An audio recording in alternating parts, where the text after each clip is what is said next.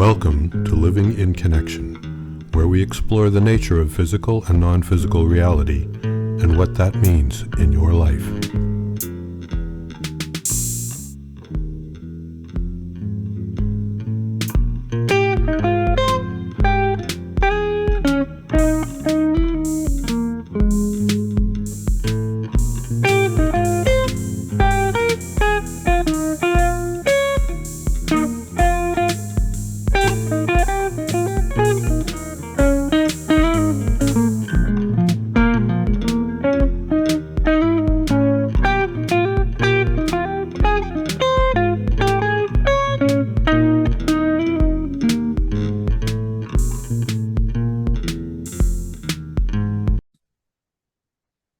Hello and welcome again. I'm Dirk Denning, and this is my friend Frank DeMarco, and we're continuing on in our series of discussions about all kinds of interesting things and hoping that you're finding something useful in it. And for this one, I think we've decided to talk about direct knowing as the general topic, but that gets much more involved than it sounds. Do you want to lead us off?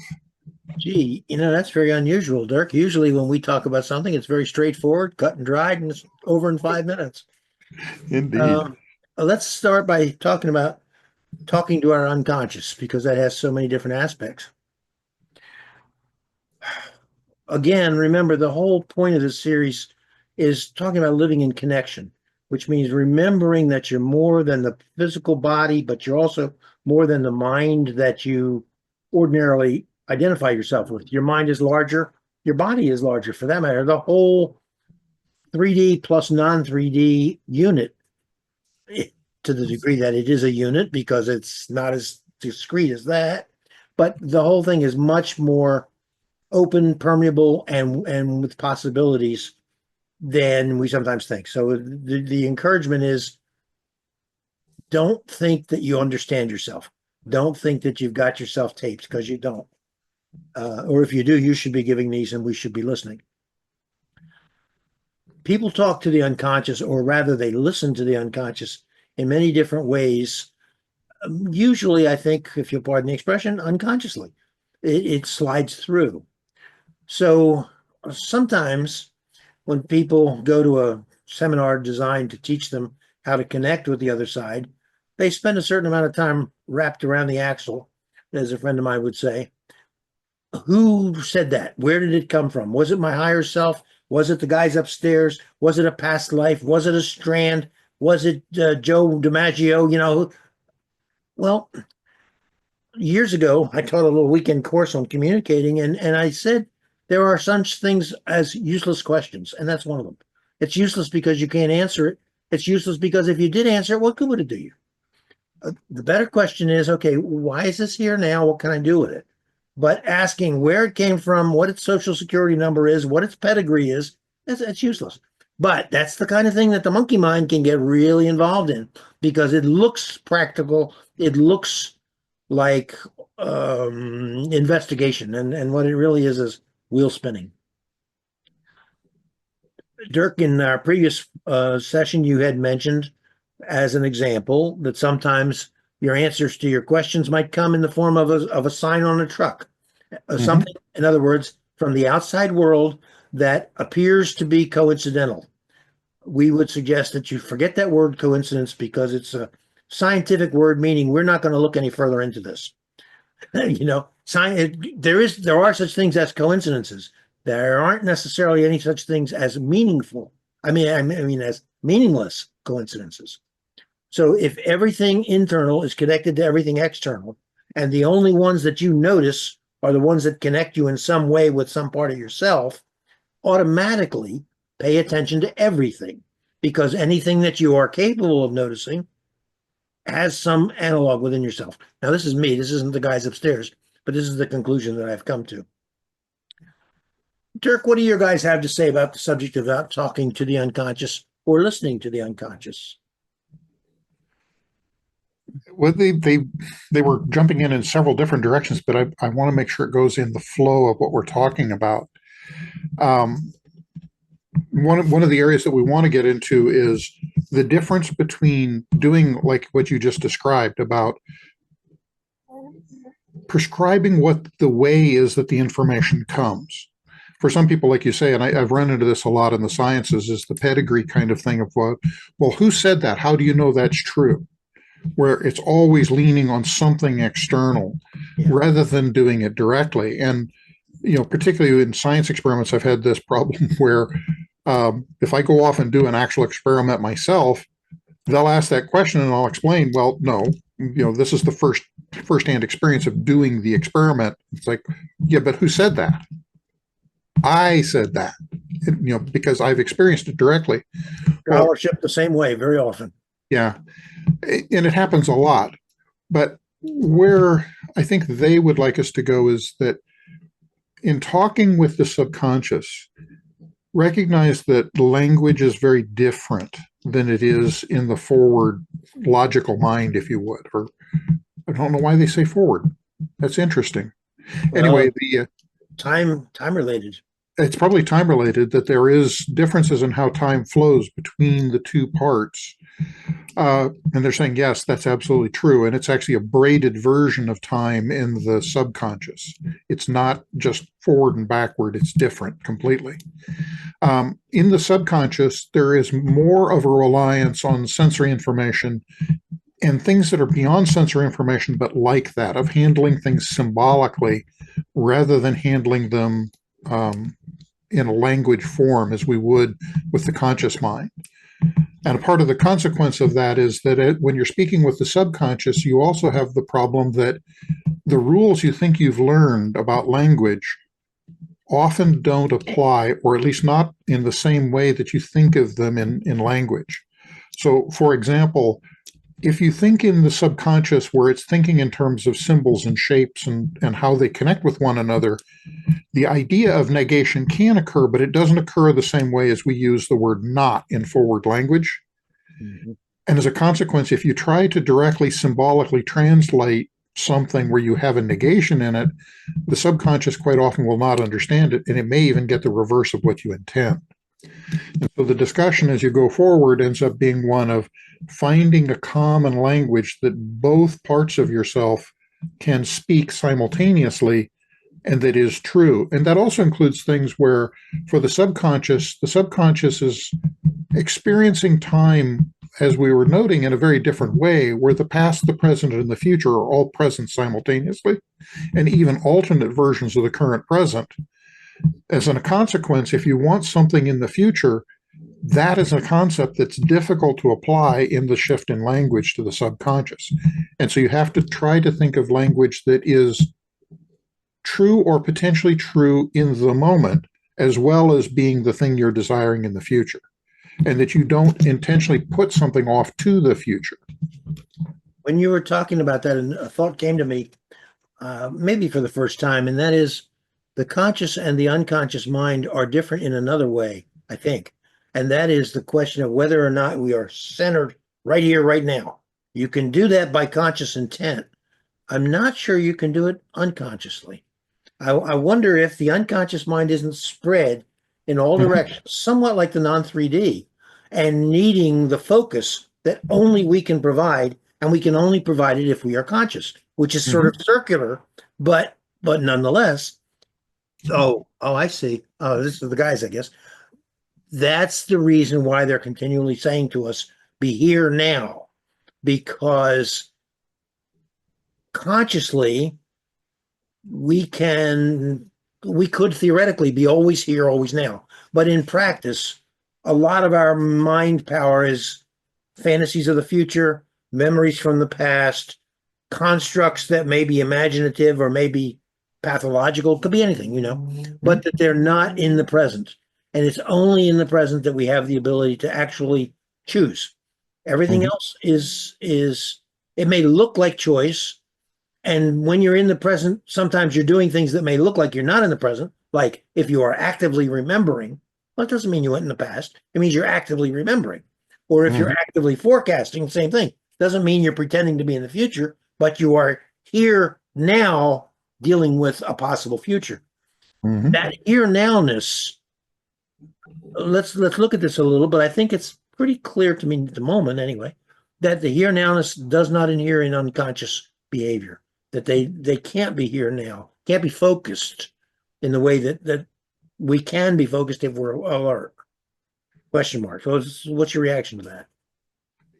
Well, I had a speculation occurring in my mind about it, and that led to my guidance stepping in and affirming that, but with some differences, and basically suggesting that what our subconsciouses do, I'll just let them speak. What your subconsciouses do is both look at the patterns of the past and the events of the past, as well as the potential patterns of the future and the actual future that's going to occur. And it's in a sort of way doing a pattern matching kind of exercise, where it's speculating on all the different possibilities that may be. And in those, it ends up highlighting to you things that are potentials that either will cause you gain, do nothing, or that may cause you harm. And in doing that, they're giving you the preconscious of being able to be aware of the circumstances and where they may take you. You're saying they're serving them up, but are they serving them up to our consciousness or to a part of our consciousness, which is sort of background consciousness? Background, definitely background. And it's a thing of, it more becomes like a whisper or a shadow of seeing that you're walking down the street and you reach a particular place and you turn to do something, and your subconscious has been paying attention to all of the sensory information. It knows about the past and it's aware of the future. And it knows that if you step to the right, you're going to step right in front of a car. And without your conscious mind having thought to ask the question of, is there a car there? Your subconscious is already anticipating that potentiality and offering it up to your conscious to know that there is an issue. So you're saying sometimes it's the source of hunches or intuitions. Yes.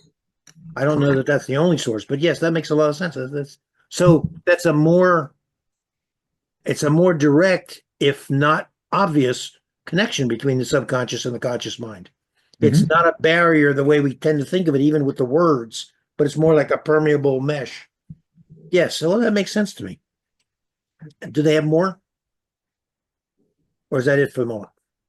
Well, actually, where they were going is something we talked about before we started, is one of the things for Frank and I is that we experience the world in considerably different ways. And my own view of it is that this is true across everybody, that we each of us have our own ways of experiencing the world. And they're very different from each other or similar. It varies a lot. But the presumption that we tend to have is that everybody else works and thinks just like I think. I've never had that assumption. Not me as I, but whoever the I is that's thinking it. And that everything, that everything in terms of the world is I'm normal, I'm average, everybody else is like me. And why could they possibly do that? Because I wouldn't do that, so therefore, etc. Actually, let me pursue this a little because it's an important thing, I think.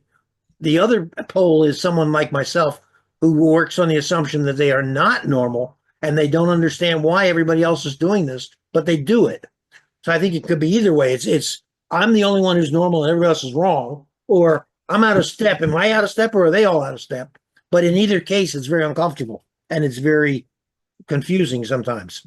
Let's then segue into what we were talking about we have a perception, and there's two ways of following the perceptions. Yours I would call sort of inspection or interpretive, and I would call mine implications.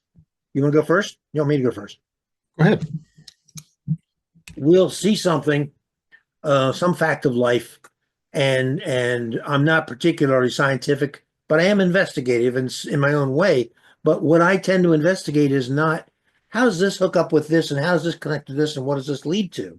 Mine is more like, what does that indicate? What does that mean? What does that suggest about the way reality is? That's not at all helpful scientifically, not even particularly helpful philosophically, but it is I think a valid means of translating perception into questions.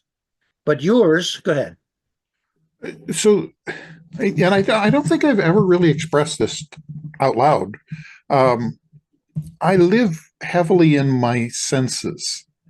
And not just the physical senses, but beyond those energetic senses and others. But the physical senses, particularly, where as I go through the world, I'll see, hear, smell, taste, all of that is right there, especially touch. I feel a lot. And as that's happening, I'm gathering all that information. And then at a first order, what ends up happening in my mind is I think in the shape of ideas. I don't think in language per se. And it's like I've got that core of what that world is. And I now start populating all of the edges of it about its attributes and how it relates to other things. When you say edges, do you mean where it connects with something else? Correct. The interfaces. Okay. So it may well be that I'm looking at a field and it's got grasses and flowers and bugs and bees and insects and all that. And as I'm looking at it, first impression I have, the colors and the smells have reached me, and the feeling of the wind on my skin. And I'm hearing a buzz, and very quickly I've got attributes associated with the colors of things and where they are, how they relate to one another in space, how they connect to each other in other ways, energetically and otherwise. All of this is populating as it's going. And then a logical part of my mind will begin to interact and ask, why that? Why not this? It begins trying to probe where that's even further than what is obvious. And then the part that people see is further yet, of trying to understand all the mechanisms, the hows, the whys, the wherefores. Yes. Yeah. Yeah. That's the analytical mind part. And that's the part people will see me do. They don't see the earlier parts of just experiencing the whole. No, they couldn't. It's invisible to others. Now, in my case, as you're saying that, I'm realizing, for instance, if I'm reading history and making sense of history, what'll happen is, well, as an example, I've often thought, and I'll never do it, of writing a history in which the main characters were the emotions involved. So you can see how fear did this, fear led this, and those kind of things. It would be a different way of understanding. Not easily said, probably not worth trying to do, but that's the kind of analysis that I would do, and it wouldn't have much to do with sensory at all. It's much more abstract and even intellectual is the only word I can think of.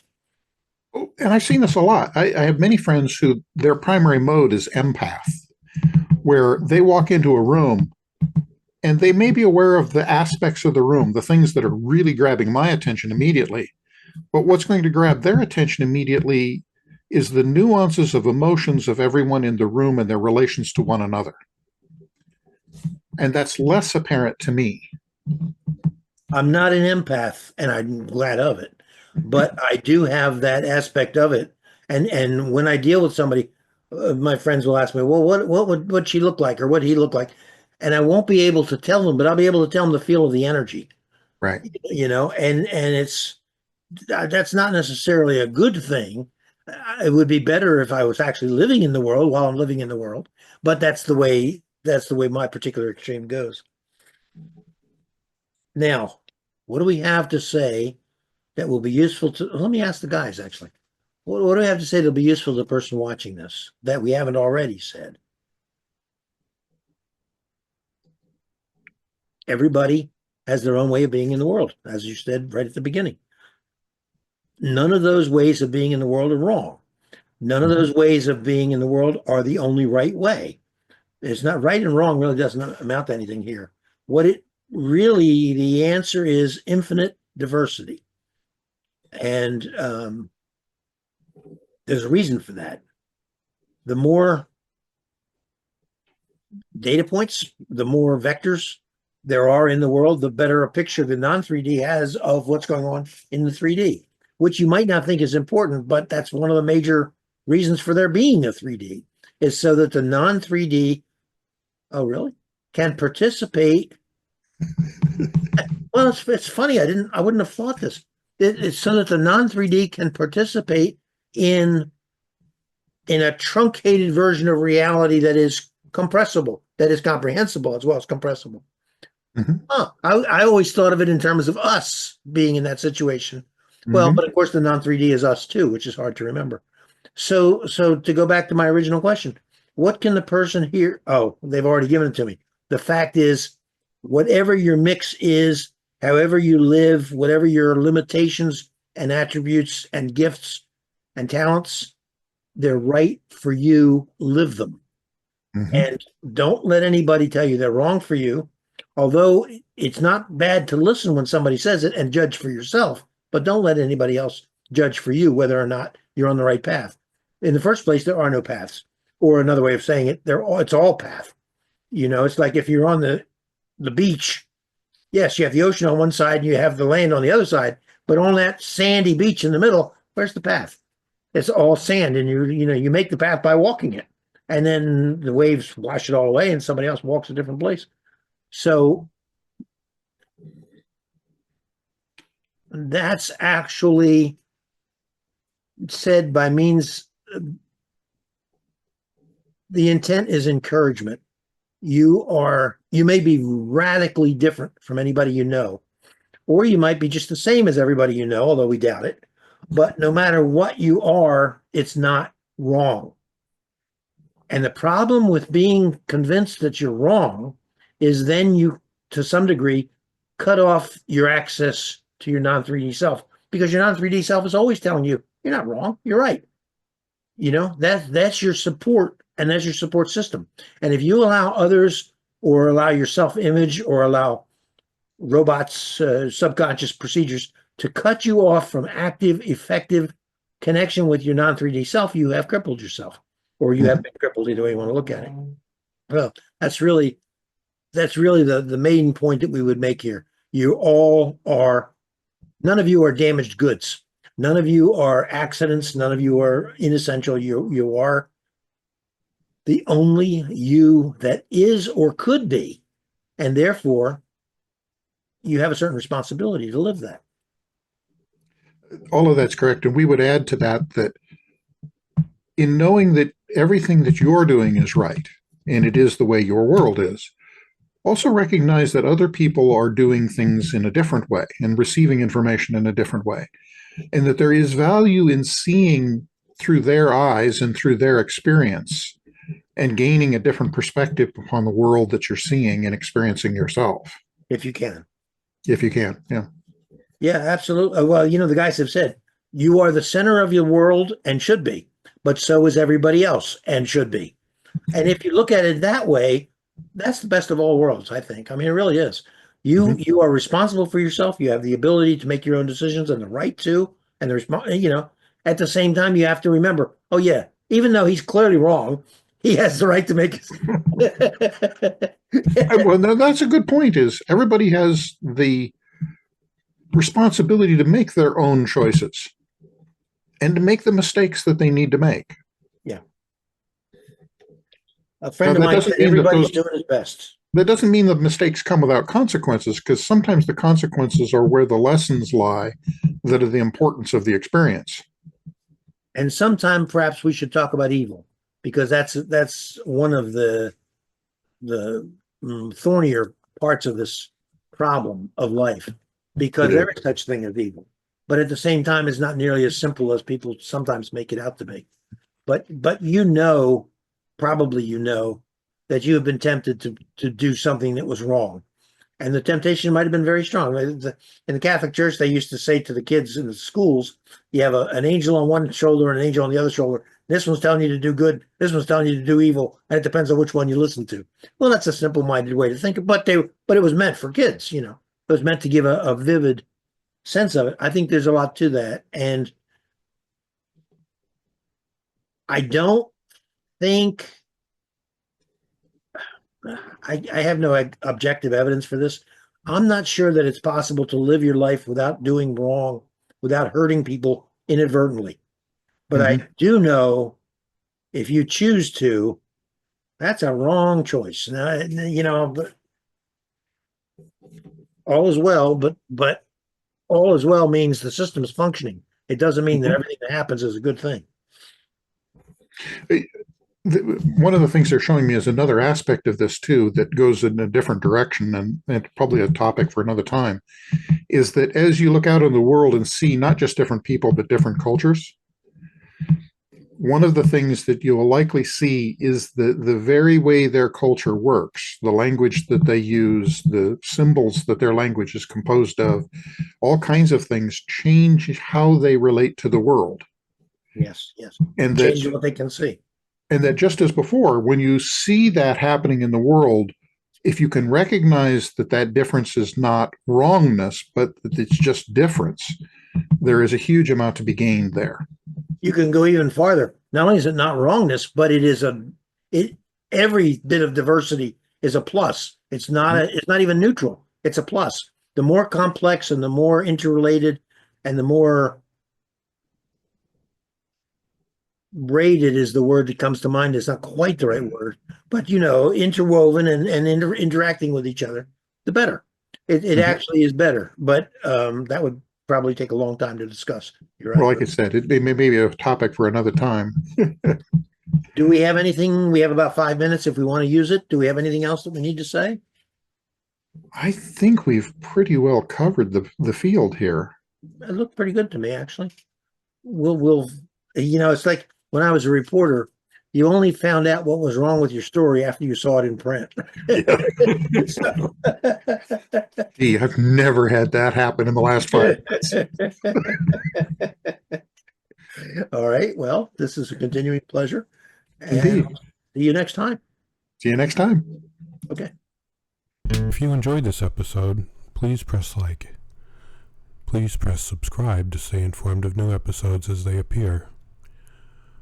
We would love to hear from you in the comments section below, and we wish you the very best in connecting with your own guidance.